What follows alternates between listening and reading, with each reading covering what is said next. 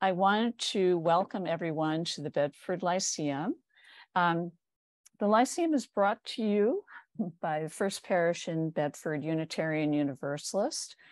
The Bedford Lyceum is a non-sectarian lecture series covering a wide variety of topics from medicine to music, world affairs to financial investment, travelogues to poetry, and all talks are free and open to the public. Pre-registration is not required. This presentation is being recorded and will be uploaded to YouTube next week. And for the YouTube link, please feel free to email me. I can put my email address in the chat. It's mountainbreeze52@gmail.com. Our presenter has a lot to share, so we might run a little bit over, but that's at her discretion. And we hope you'll stay for the Q&A portion of her talk. And for a final note, we ask that everyone remain muted until called upon. And because it's a small group so far,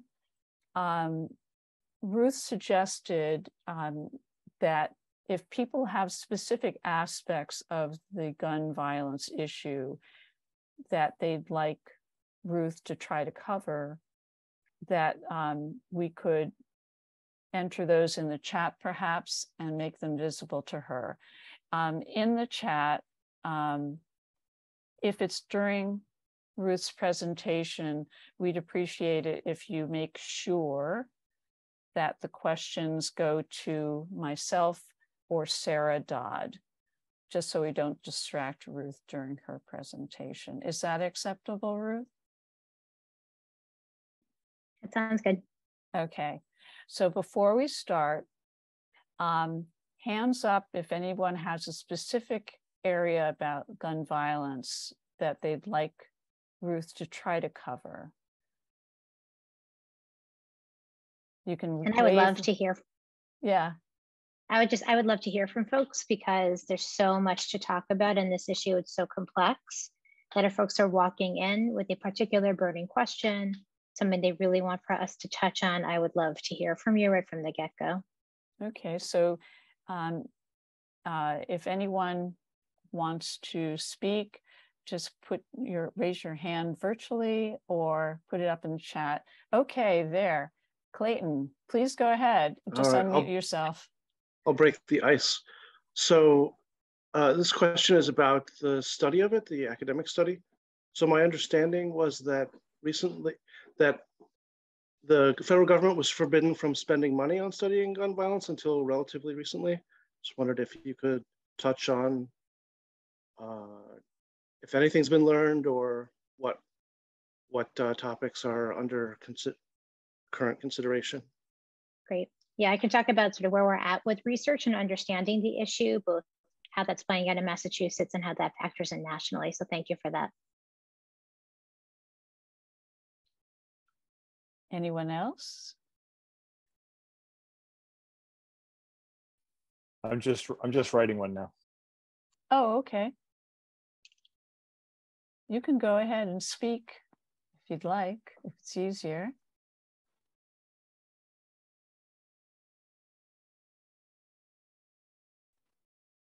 Sure, I'd be happy to. Hi, Ruth. I was not necessarily maybe point of mind immediately for this conversation, but I was wondering what your thoughts are on the Supreme Court's maintaining stare decisis that a well-regulated militia consists of all able-bodied men between 18 and 45, and that the militia actually encompasses us all around. This is back from decisions, majority opinions from long ago. And I am curious to know whether you might have any thoughts on whether the implementation of that requirement by the Congress and the states as a means to regulate who has access to firearms I'd like to hear if you had any thoughts on that. Great, thank you. I definitely want to touch on the Supreme Court. We had a decision just this past June that has really impacted the landscape here in Massachusetts. And so what I always want to do with these discussions is to end with where's the work going, what are our action steps, and how people can get involved. And so that piece around where we stand with the Supreme Court very much plays into that part of the conversation. So we'll definitely touch on that. Thank you. Anyone else? I'll check the participant list and see if anybody's hands are raised. I don't see any. Okay. I think we can go ahead, Ruth. Before I do so, I want to give a little background on Ruth. First of all, this is our first lecture of the 22 to 23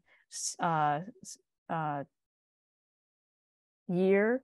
And Ruth Zakarin has spent over 25 years working with youth and adults impacted by domestic and sexual violence, as well as human trafficking. And before becoming the executive director at the Massachusetts Coalition to Prevent Gun Violence in May 2019, she also has received her master's in social work from the University of Pennsylvania and has been a trained community organizer. The coalition is composed of over 120 member organizations, and it works to address gun violence in all its forms through advocacy, public awareness, coalition building, and community organizing. Ruth has a particular interest in raising awareness about the intersection of domestic violence and guns, as well as engaging youth voices to shape the conversation about community violence. I'd like to welcome Ruth. Thank you very much for speaking with us. Thank you for having me, and thanks for that lovely introduction. I appreciate it, and I'm glad to be with all of you this afternoon. And I'm just going to touch a little bit more about some of my background and what I bring to this conversation as means of you being able to get to know me a bit more. And I really do come to the conversation about guns after doing years of work with survivors of domestic and sexual violence as a trauma clinician and advocate. And I think a lot about trauma as an underlying issue when it comes to violence and violence prevention. And for the years that I was doing domestic violence work, and I got a chance to do pretty much all the program models from shelter to community-based, court-based advocacy, batterers intervention, we don't call it that anymore. And I was also working with children. So for the many years, particularly for the years I worked in Brockton, we had a child trauma program that worked with children in the aftermath of domestic violence homicide. And it was really sitting without trauma and working with those kids. Most often a domestic violence homicide is perpetrated with a gun. That really got me thinking about the narrative of guns in our society and what needed to happen to change that narrative. And as much as it was incredibly fulfilling for me to do this work and to be involved in trauma response, I started thinking about what could I do? How could I be involved in helping to prevent the trauma from happening at all, which is what got me thinking about getting more engaged in policy work and culture change, and what can we do to make sure that we are creating protective factors for folks and reducing violence and preventing it from happening at all. And so that's a bit about what brings me to this conversation. And I also just want to note that when I first moved to Massachusetts from Philadelphia, my first job was at a place called the Elizabeth Stone House, which is when I had a chance to meet my friend Tina, who is with us today. And so we may be drawing on her expertise for all her years working in the field of domestic violence. And also just want to acknowledge the incredibly important work she's doing on a national basis to support hospitals who are doing direct intervention with individuals and families in the aftermath of gun violence. So just want to appreciate you, Tina, and all of your work and what you bring to this conversation as well.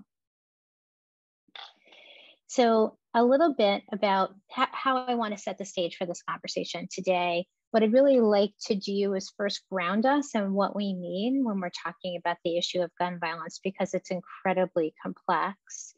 And I'd also like to spend some time telling you about the work of the coalition and how we think about responding to the issue of gun violence. And then to get to some of the questions that were asked at the beginning around what's the state of affairs now? What's this moment in time? Where are we at on a national level? And how does that impact the work in Massachusetts? And what does this look like moving forward? And I always like to end with some action steps for folks to get involved should they choose to do so. I think the way that we have this set up is we're asking folks to send their questions through the chat, and we'll get to Q&A at the end of the hour. And I'll make sure to keep track of the time so we have lots of time for questions and answers, because I always really appreciate the discussion part of these presentations, because I'm also really interested to hear what folks are thinking about, and also happy to drill deeper into areas that people would like to hear more about as well. So that's kind of our agenda for today. And so what I do want to start with is, what do we mean when we're talking about the issue of gun violence? Gun violence is an incredibly complex issue. It is not monolithic at all. Gun violence really refers to many different dynamics. And so I really want to break that down a little bit, again, to ground us in what we mean by that. And first of all, I just want to acknowledge that the gun violence you tend to hear the most about in the public conversation in the media are mass shootings that happen in public places, schools, malls, concerts, churches and synagogues, mosques. Unfortunately, there are supermarkets. There are just so many places we can put on that list. And so I think mass shootings the incredible trauma of mass shootings has been a place where a lot of energy has gone into thinking about gun violence and what we want to do about it, what we need to do about it. I do want to acknowledge that in this year, 2022, we have had more mass shootings than days of the year. And so unfortunately, there's been plenty of reason for this to be highlighted in the news. And mass shootings, what's complicated about this is mass shootings actually account for a relatively small number of deaths from gun violence, but they take up a lot of space in our collective consciousness. One of the things that's a little tricky about this conversation is how we define a mass shooting. Historically, the definition was used that a mass shooting referred to any shooting incident where 4 or more people were killed as a part of that one incident. If you're using that definition, less than 1% of overall deaths from gun violence can actually be attributed to mass shootings. But there's been some pushback on that definition. And I think more and more national organizations have shifted to a different definition, which is 4 or more injuries in a single shooting, because it does a better job of capturing the trauma of mass shootings. And the reason why acknowledging that shift of a definition is really important, I'll give you one example, is there was a narrative during the height of the pandemic that the number of mass shootings went way down. But if you use that second, more expansive definition of a mass shooting of 4 or more injured in a single incident, that's actually not the case. Mass shootings happen with alarming frequency during the height of the pandemic as well, but they happened more in urban communities of color, did not get as much attention from the media, and were just not as much a part of the collective conversation as the mass shootings that have been happening in places like schools and churches and synagogues. And so I think how we talk about the issue of a mass shooting is really important. So that is one aspect of what we mean when we talk about the issue of gun violence. Another aspect of what we mean are the homicides that happen in community and tend to happen on a daily basis. We see here in Massachusetts, even though we have strong gun laws and relatively low rates of gun violence, we still have these shootings and homicides that are happening, particularly in urban communities, way too frequently. It was a tough summer in Boston in particular. And the end of the summer was also particularly tough. And so those shootings account for a much higher number than what is accounted for when we talk about mass shootings. And we're also seeing in other cities around the country, I lived in Philly for many years, a very dear friend who still lives there. From September 4th to September 10th, there was something like 75 shootings, 15 of them fatal, just in Philadelphia. And so this is a huge part of what we need to be holding when we talk about the issue of gun violence. Another aspect of gun violence are domestic violence homicides, the issue that really brought me to be thinking about this work. It is estimated that every month in the United States, upwards of 70 women, and domestic violence happens in all relationships. So I just want to be careful about language, but this statistic is specifically about women, that upwards of 70 women are shot and killed by a current or former partner every month in the United States, which is really a staggering number. And of course, when we think about that, we also recognize that, and with any of these fatalities, the children, family members, communities are left behind. So the ripple effect of that trauma is pretty immense. In addition to those categories, we also need to talk about unintentional shootings. And that refers to a loaded gun is left unsecured, a child gets their hands on it, someone gets hurt. It's just one example of that. We don't see that as much in Massachusetts. Massachusetts has strong safe storage laws, but that is an issue. It still happens in Massachusetts, and it's an issue that we see throughout the country happening way too frequently. And at around the same number of overall fatalities as unintentional shootings are police shootings. And so gun violence perpetrated by police is something that we have seen in the news, or the discussion about it in the news much more frequently. It is something that happens with alarming frequency. And that's another aspect. And we're very careful at the coalition to define police violence as a form of gun violence and to acknowledge that as its own category of gun violence.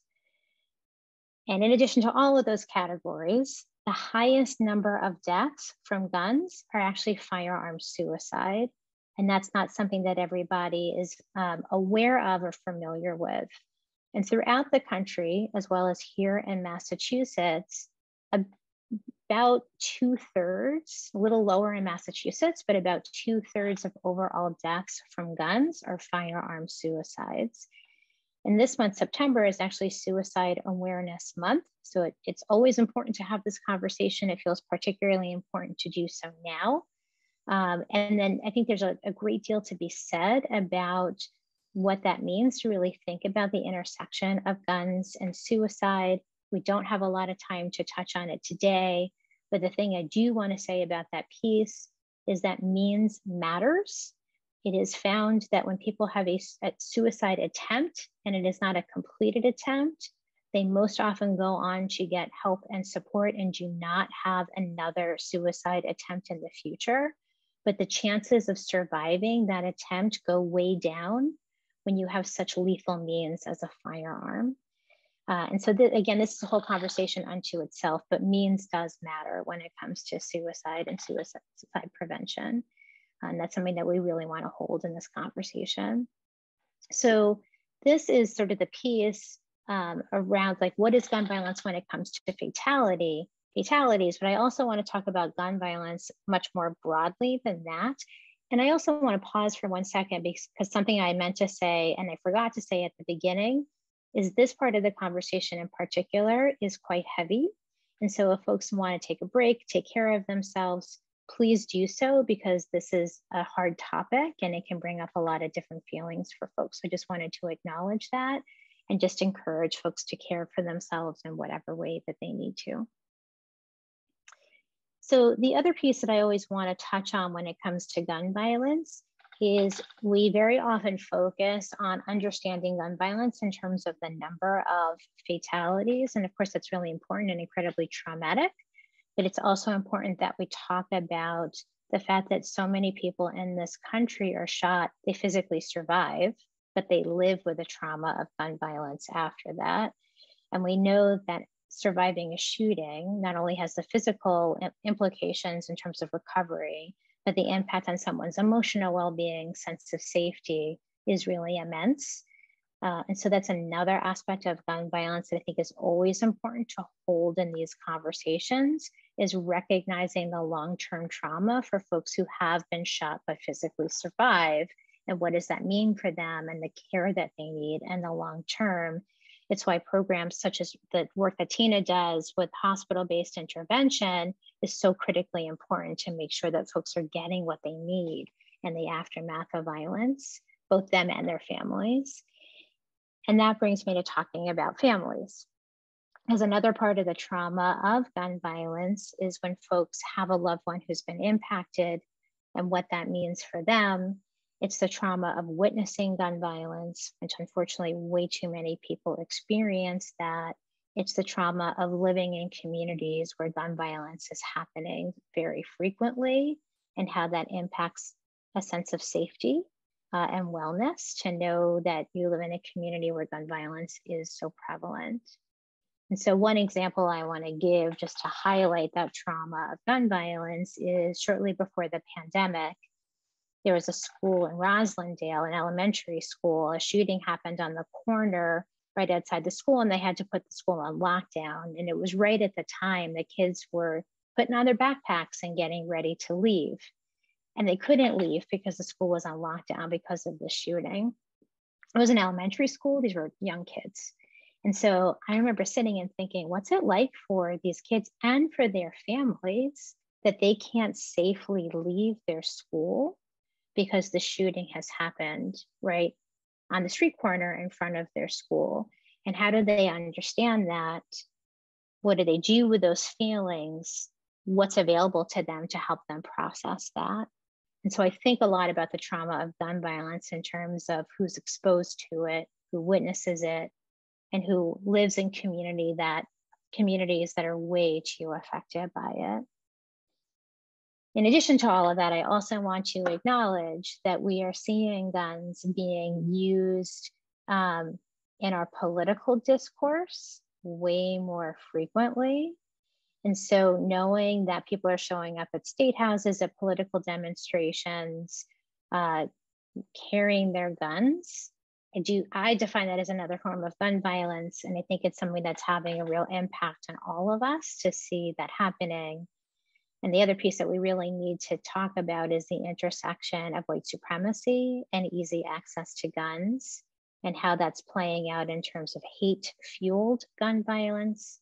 Some of the mass shootings we have seen have been driven by hate and white supremacy. And we are not immune to that here in Massachusetts either. It was just last summer where someone, a white man with a gun, was walking through Winthrop, just north of Boston, and shot two Black people, ostensibly on his way to a synagogue. He was not someone who had a previous criminal record, so he was not defined as a dangerous person, but he was someone that when they investigated his background, found that he had a lot of writings, that were basically white supremacist ideas. And this very traumatic event happened right outside of Boston. And so this piece around hate and easy access to guns, white supremacy and easy access to guns, is something that we really need to be thinking about and talking about much more. So I bring all of this up because gun violence is an incredibly complex issue that requires complex and holistic responses, and is going to require all of us to do different pieces of work to truly move the needle and reduce the impact of gun violence in our communities.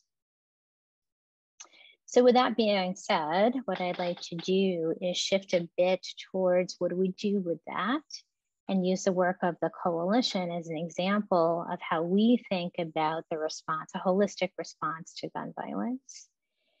And before I do that, I think it's important that I talk a little bit about the philosophical stance of the coalition and how we even ground ourselves in thinking about this work. And the way that we approach the work of gun violence prevention, and we actually don't use the words gun control pretty deliberately, because it isn't just about controlling guns per se, it's about preventing the trauma of gun violence. And so that also requires a more holistic response. And the way that we talk about this issue is that we approach gun violence as a public health crisis, and it is a crisis. We lose upwards of 41,000 people a year to gun violence in this country, which is just an astronomical number. So we think about gun violence as a public health crisis that is driven by racial and economic disparity. And if we are going to address the crisis, the public health crisis that is gun violence, we also need to address those disparities that are root causes of violence in this country.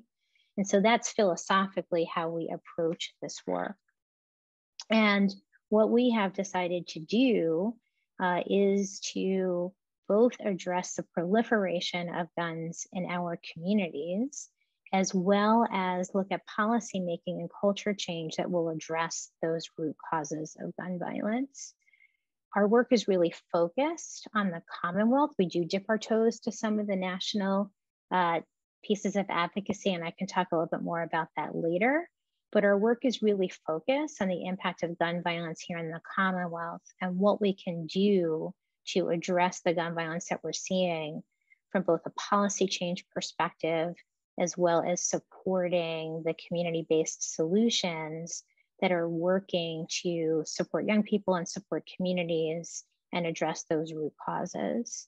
So the way that we talk about this is we will move the needle on gun violence through policy change, sustained investment in community-based solutions, as well as lifting up data and research that will help us understand this issue, getting to the question that was asked earlier about the role of research in crafting responses to gun violence. And I'll touch on that a bit more in a little while. And to that end, I'll give you a quick history of the coalition.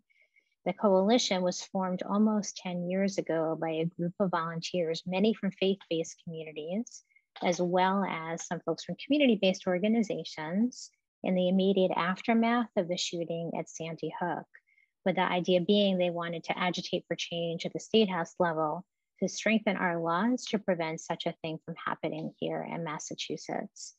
And that group of people came together and really pushed for the legislation that was passed in 2014 was a comprehensive gun reform bill that was passed, that it actually created the structure that a lot of folks think about in terms of how we license folks to carry guns, our ban on semi-automatic weapons, a lot of those things, universal background checks that we have in place in Massachusetts all came about through that 2014 comprehensive gun bill. And once the bill was passed, folks thought this is great, we did a great thing, and it kind of disbanded from there, but of course gun violence continued and folks came back together and organizations wanted to join. And that group was very involved in advocating for a law that was passed in 2018 called Extreme Risk Protection Orders. You may have heard in the national conversation discussion about red flag laws. Extreme Risk Protection Orders, or ERPO, is a Massachusetts version of a red flag law, which allows for the temporary removal of guns from someone who is found to be at risk of harming themselves or someone else. That's the part that was attended to through the ERPO law. And at that point, more organizations wanted to get involved, and the coalition also started doing advocacy around budget line items. And volunteers who were leading the charge were able to get funding to start hiring staff. So I came on in May of 2019 as the inaugural executive director. And as I like to say, we are now a mighty staff of 3. We are huge in comparison. So it is myself, a policy specialist, and a community organizer. And we now have over 120 member organizations from across the Commonwealth, as well as some of our national partners. And the way that we define our work, because again, we want to have that holistic response that addresses the proliferation of guns, as well as looking at how we invest in community-based solutions and how we lift up research. And to that end, the way that we have defined our work is in 4 main areas, or I call them pillars of our work. And I want to give you a snapshot of what those are. And then I'll switch to talking about sort of where we are in the national conversation about guns, given all that has been happening in the world. So our 4 pillars are as follows. So the first being advocacy, which you've heard me touch on a bit. So we still do a great deal of advocacy at the state house level. We have a holistic set of policy recommendations that address the proliferation of guns. One of our bills is specifically about research and making sure that we're analyzing data that's collected from guns in the aftermath of a violent incident so that we can understand where those guns are coming from.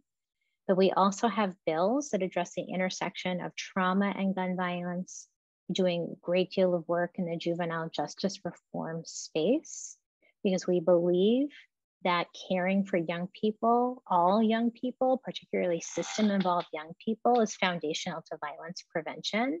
So we've joined with organizations like Citizens for Juvenile Justice to advocate for things like expanded expungement, juvenile diversion, which has been a big topic of conversation in the Boston area recently, as well as moving 18, 19, and 20-year-olds out of the adult justice system and into the juvenile justice system so they can get more services and supports.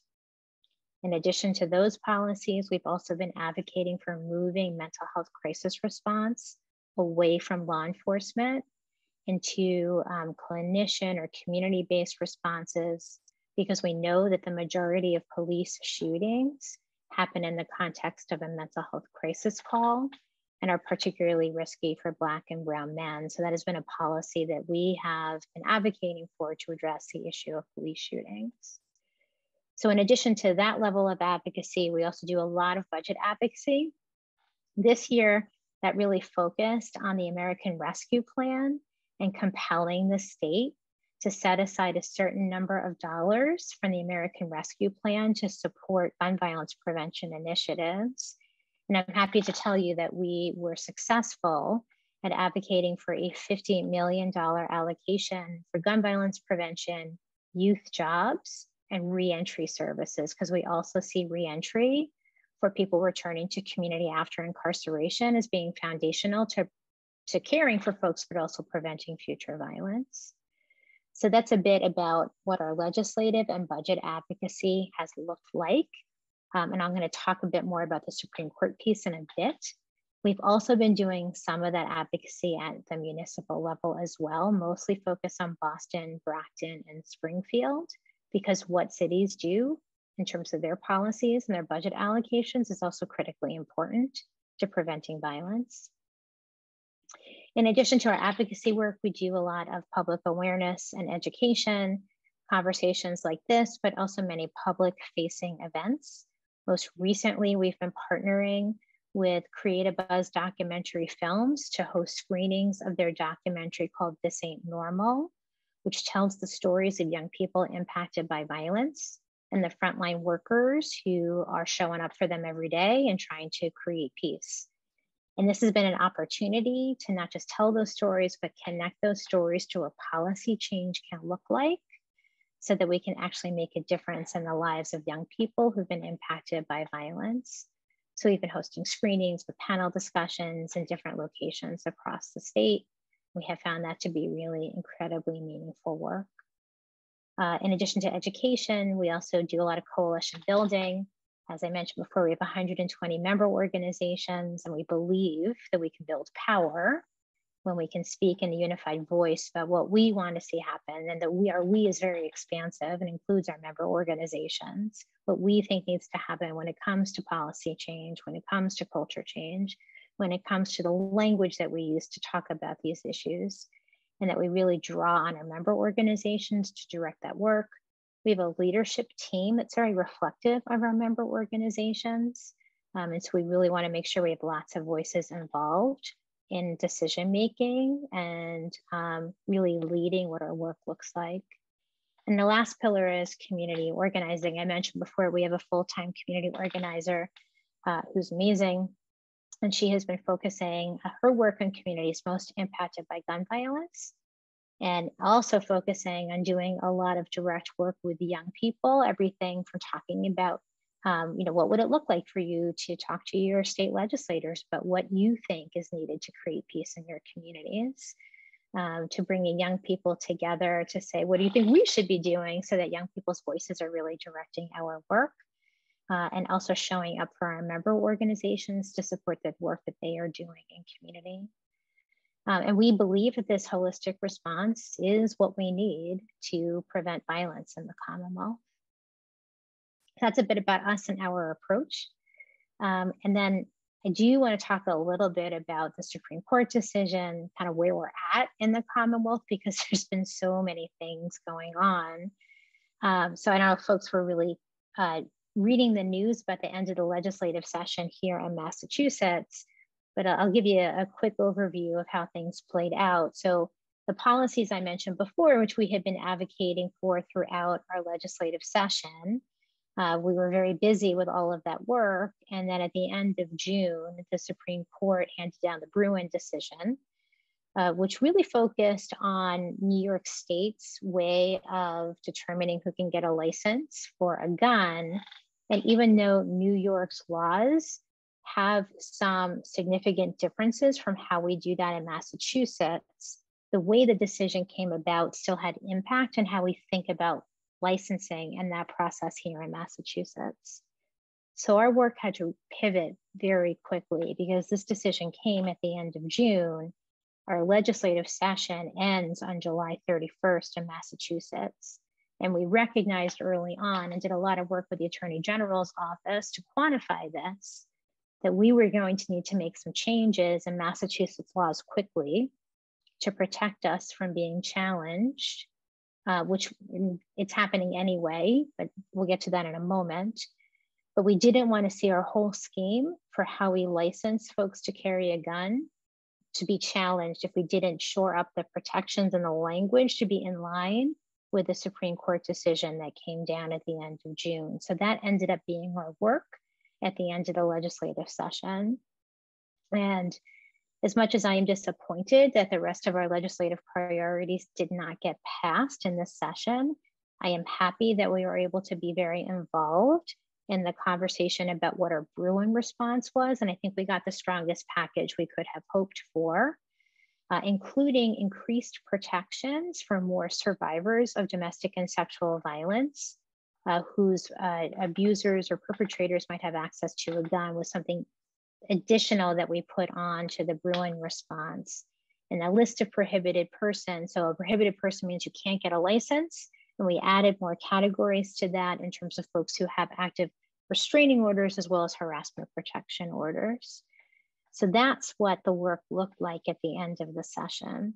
We also saw in that economic bill, which unfortunately didn't get passed because of all the issues that came up with tax rebates, an additional allocation for gun violence prevention that used all the language that we had written for the allocation we got through ARPA.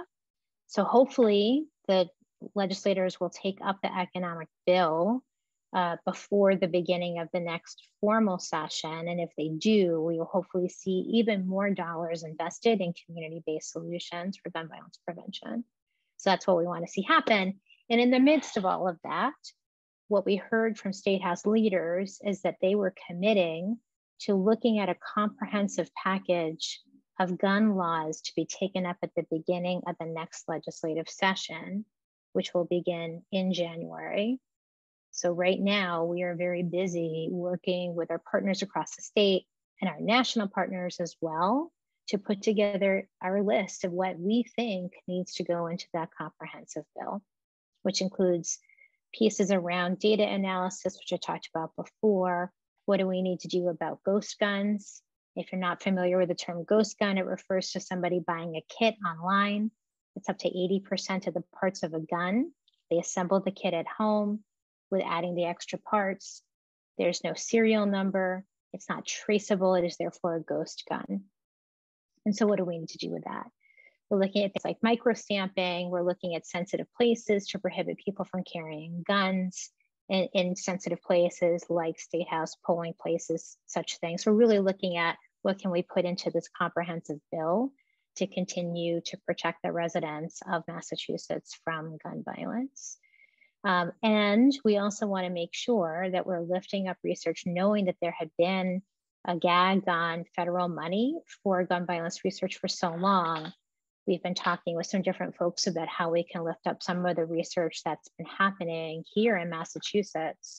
One example is there's a researcher out of Boston College who's going to be speaking at our quarterly meeting on the 29th about the research she's been doing about trends in youth gun carrying, because we want to get that out into the world and help folks understand what that is looking like here in the Commonwealth and across the country.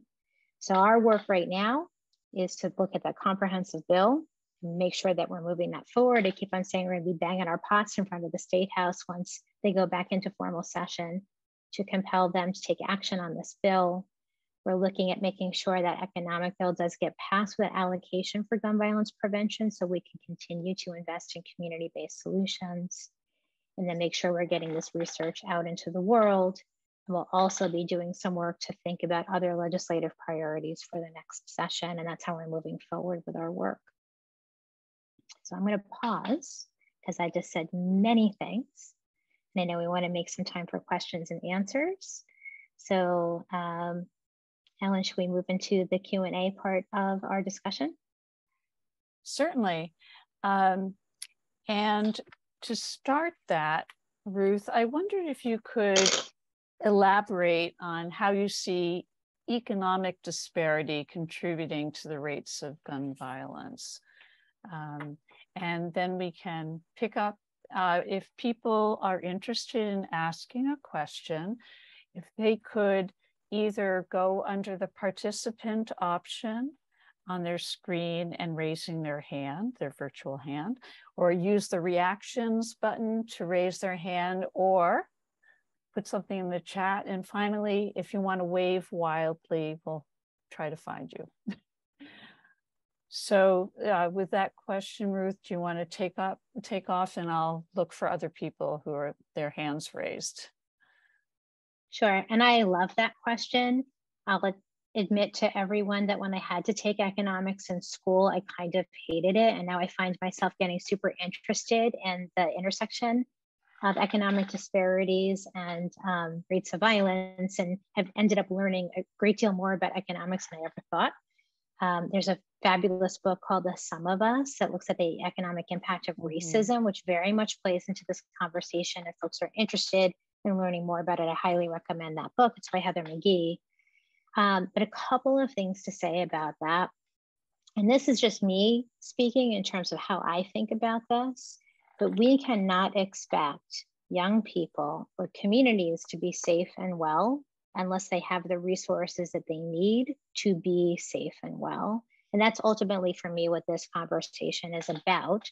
More scientifically, there was a study that came out of Northeastern that looked at the variables most closely associated with high rates of gun violence. And the variable that was most closely associated with high rates of gun violence is a lack of economic mobility. So we know from this research that in communities where people don't have economic opportunity, that is what creates the conditions where violence thrives.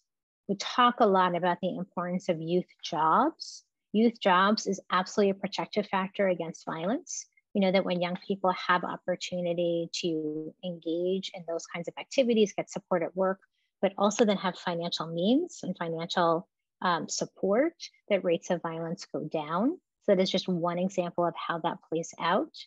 But the communities that have been chronically disinvested in are the communities that see the highest rates of violence happening. So, and the other thing I wanted to mention about that, there was some great research that came out recently about the economic impact of gun violence. So when gun violence happens at higher rates in certain communities, businesses move out, they close, people stop coming, they don't want to go to a restaurant in a neighborhood that they identify as being quote unquote unsafe.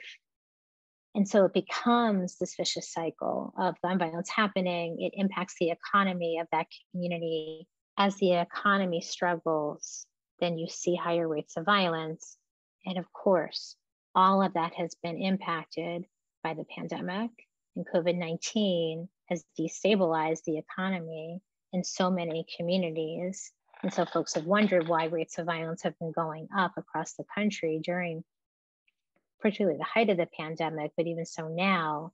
I think we really need to look at the impact of the pandemic on those underlying root causes of economic and racial disparity and how the pandemic further exacerbated them.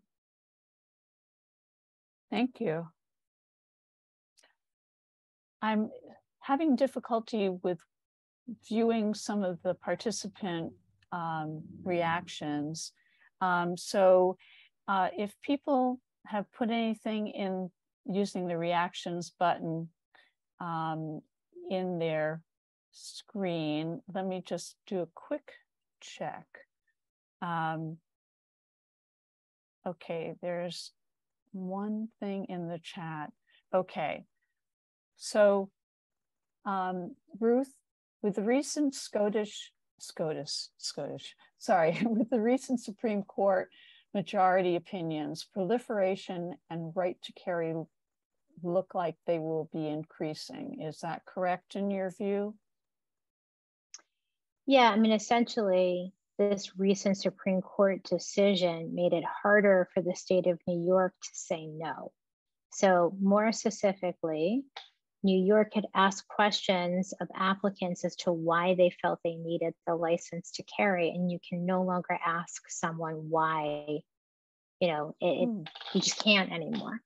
So it's basically eroding at the process that different states have used to vet someone who is applying for a license. Now, of course, there are also other states that have permitless carry, which means that anybody, for the most part, there's nuances to this, but then anybody can get a permit to carry a gun. But in the states that have had stronger schemes of vetting folks who want to get a license to carry, the Supreme Court decision has basically made it harder to do all of that. It also had a whole piece around precedent and how we think about gun laws, and it's opened the door for a lot more things to be challenged. So that was a part of the work at the end of the legislative session, was like, what could we do to make our laws in Massachusetts as impermeable, as difficult as possible to challenge. Sometimes words are hard.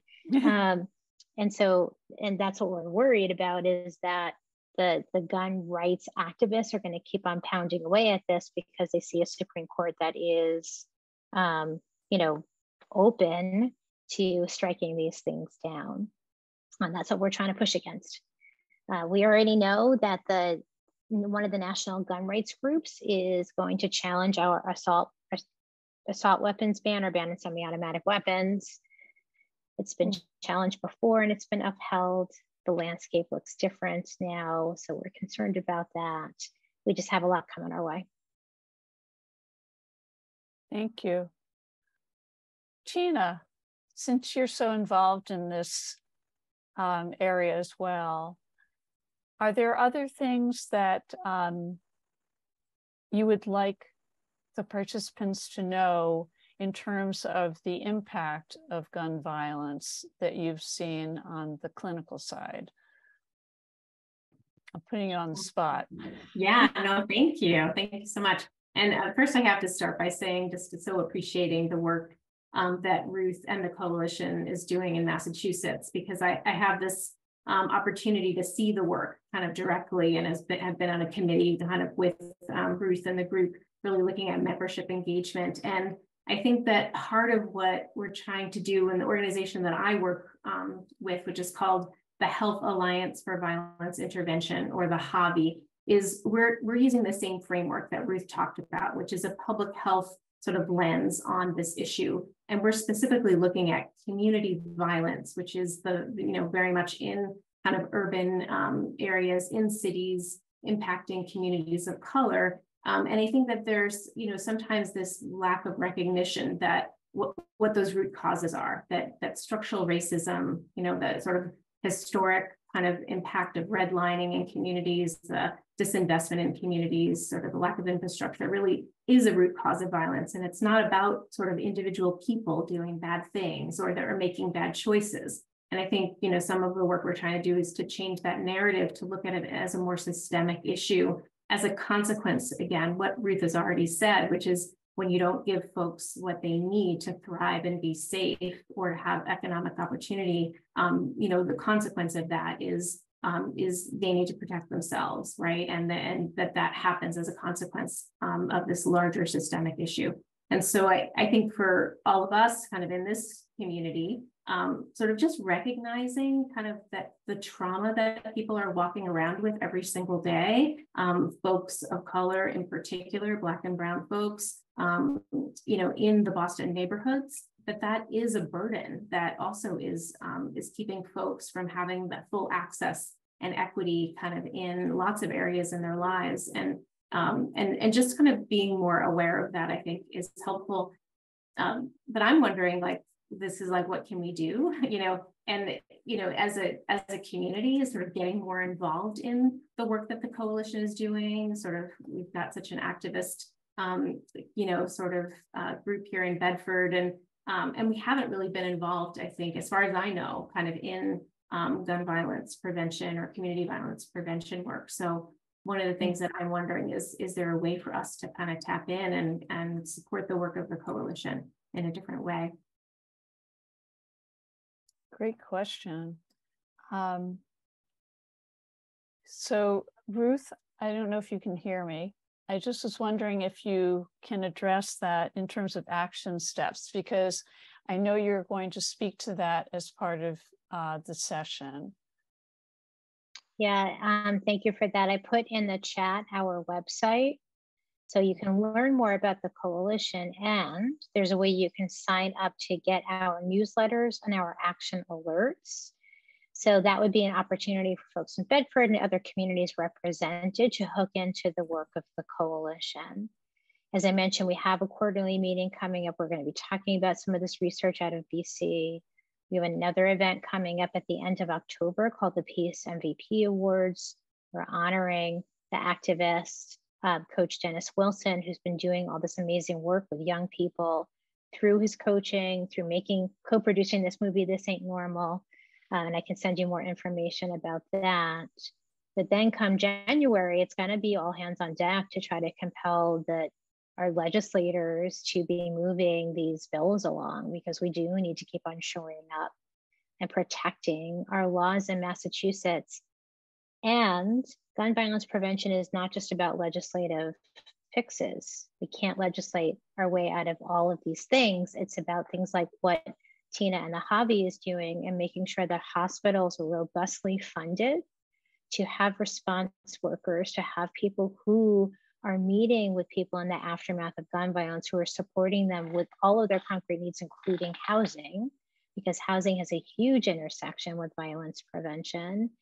And so part of the work is making sure that we as a state also invest in affordable housing and emergency housing, that our housing infrastructure can support the needs of all of our residents, including those most vulnerable. Because one of the things that we hear is that in the aftermath of gun violence, people don't feel safe going back to their neighborhoods, and then what are the options available to them? And that's an area that at the coalition, we want to do a lot more work around. So I think there are a lot of different ways for folks to hook into the work, both of the coalition, as well as pieces of work that may on the surface not seem totally related, but those dots all connect. And the housing piece, I think, is a huge part of it. And we want to make sure too that this kind of hospital-based response is something that all hospitals, particularly in urban areas around the Commonwealth, have. And that's not the case at this point, because that model is so critically important in terms of responding to trauma. But one piece, a simple piece, is to sign up to get our newsletters and our action alerts through our website, so you can know what our work is moving forward. We will need people to be fussing at their legislators come January to move these bills forward. And that's just one aspect of how folks can get involved. And then the other piece that I always like to share with people is to become ambassadors for the importance of this work, and for people to share, I listened to this presentation, this is what I'm thinking about when it comes to violence prevention. I want other people to be on board with doing this. I really want other folks to be thinking about gun violence as a public health crisis. I want to mention that gun violence has become, and it certainly was when I started at the coalition, and even more so now, this very highly politicized issue. And it can feel difficult to have conversations about something when people have such strong opinions. The thing that I keep on saying is, no matter how you feel about the Second Amendment, no matter how you feel about the right to a gun, I think we can all agree that people have a right to be safe, and that children have a right to be safe at school. They have a right to be safe walking to school. They have a right to be safe playing outside after school. And no matter how you feel about whether it's a Second Amendment or a political discourse, that's a place where we should all be able to join. And so having those conversations and really grounding the conversation about gun violence as a public health issue, it's about preventing trauma, it's about establishing safety, I think is something that we can all be doing to take the temperature down and to get more folks thinking about solutions, as opposed to this sort of, this place like lockjam that we've been at for so long that's made it impossible to get meaningful policies changed on a federal level. Thank you. Ruth, are you comfortable taking a couple more questions? Okay. Yeah. Okay, so this is from Dave. He asked, oh, let me just scroll up here. Sorry. Okay, Dave asked if you think a mandatory 2-year military service to be completed prior to own and bear might be beneficial. And I assume you're talking, Dave, if you can unmute, if you can clarify a little bit.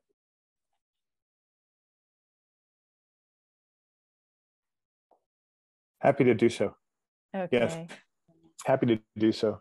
So it's known that around the world, some countries take this approach, sort of as a gap year. You come out of high school, before you do anything else, you go and you serve your country.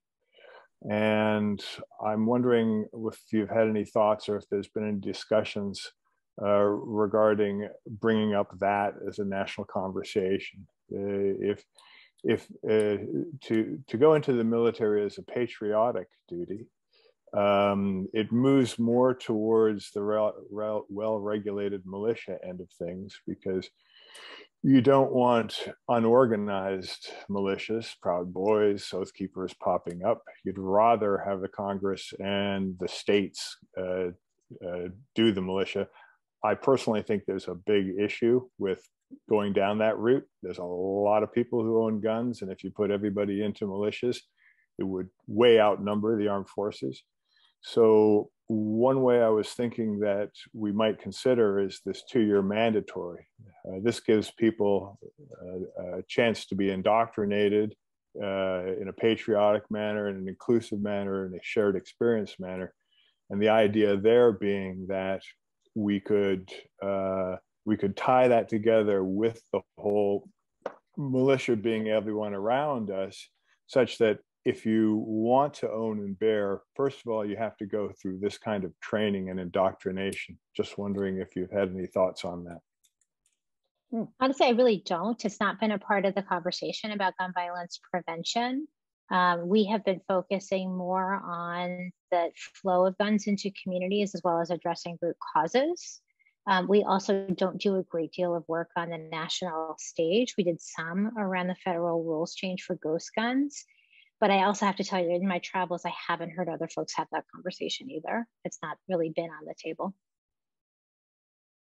Thank you.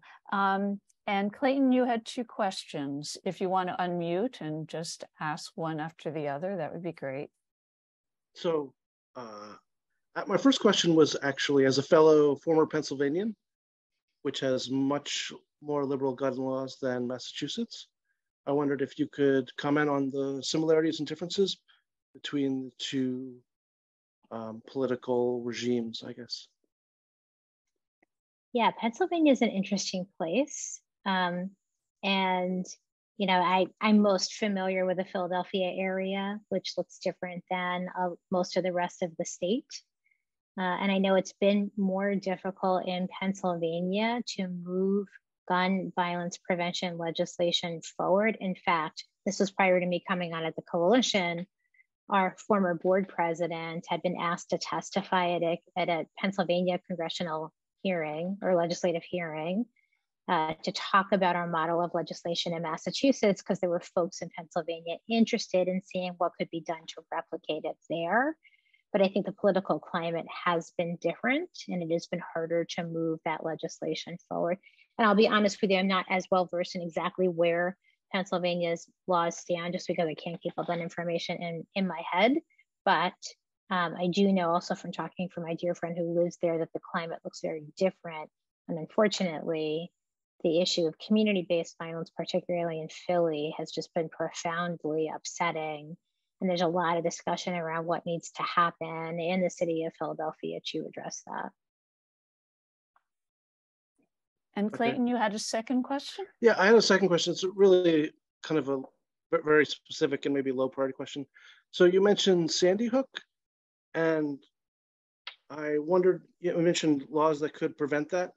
My understanding of that particular case is that would be extremely difficult, and also Connecticut has had very strong gun laws. So I just wondered if you could comment on like what specific policy things can be put in place to prevent kind of particularly high profile, as you say, as a public health thing, it's a very small part of the pie, but occupies a lot of the. You're talking about mass shootings? Well, I'm talking about Sandy Hook in particular, where, well, Ruth knows Sandy Hook very well, but I'll let her answer the question. Yeah, so when I talk about Sandy Hook, it was really the catalyst for some of these conversations to happen. In reality, there's no one policy that is the magic solution to preventing gun violence. And we talk about this a lot, the importance of a package of legislation, plus, as I keep on saying, investment in community-based solutions. It is all of those things together when done in a meaningful way and in a sustained way. That's when we see rates of violence go down. In Massachusetts, what happened was getting much tighter on how people are vetted when they approach authorities to get a license, getting much tighter and banning certain kinds of semi-automatic weapons, which hadn't been the case in Massachusetts before. So it was really looking at all of those policy changes as a package that won't necessarily prevent every shooting. We know that's the case. We still have gun violence in Massachusetts. But as we make that safety net tighter and tighter through continuing to strengthen legislation, through investing in communities, that's how we, I think, prevent this from happening in the future. Thank you. I know we've gone over time a little bit. Do you have room for one more question? Yes, who is speaking? Oh, sure, please go ahead. Dave? Yes. Hi, Ruth. Thinking about the bell curve of mental equilibrium, there's a sizable portion of the trouble that we're seeing is coming from people who are established to have a mental instability, but the bell curve of who's mentally stable is kind of broad. I was wondering whether there are any policy considerations that you're looking at emphasizing mental health evaluations as part of the licensing process. So I'm glad that you brought up the issue of mental health, because how we talk about this is incredibly important. And so something I really want to be very clear about is that mental health is not a root cause of gun violence. We have every country on the planet has folks who struggle with their mental health, but gun violence is a very uniquely American issue. And in large part because we live in a country that has more guns than people. And we have what is estimated to be 400 million guns in civilian circulation. And so anytime you add lethal means to any issue, whether it is white supremacy or someone who's in crisis or conflict, the chances of that incident becoming lethal go way up because we have such easy access to guns. So I want to say all that and just acknowledge that, again, mental health, we have a mental health crisis in this country because we have not done enough to support folks around their mental health. And so one of the ways that the coalition wants to engage in that is just to make sure that we are shoring up our mental health and behavioral health resources for everyone, because ultimately that keeps all of us healthier. Thank you. I think with that, we're going to close the Q&A. Unless there's some other point you'd like to underscore, Ruth, based on other conversations you've had at a community forum, arrangements. Anything else? Go ahead. I mostly just want to thank everyone for engaging in this conversation, because it's not an easy one to have, particularly on a Sunday afternoon when you're thinking about what you need to do to wind down your weekend and get ready for the week ahead. So you all showing up for this conversation and digging deep into these issues is actually a part of the solution too, because I believe that violence thrives in silence, and the more of us who are talking about these issues, who are lifting them up, who are agitating for change, who are saying this is not acceptable, no one should have to live this way with this number of shootings in our world, this is the way that we also make change, is through a community calling for something to be different than what it is now. So I just wanted to thank all of you for being a part of that community of change, for caring about this issue, for thinking about what you can do to prevent the trauma of gun violence from happening in our communities. Thank you very much. Do you want to put the email address into the chat again? And I'm also giving folks my email address in case they have any follow-up they'd like to know.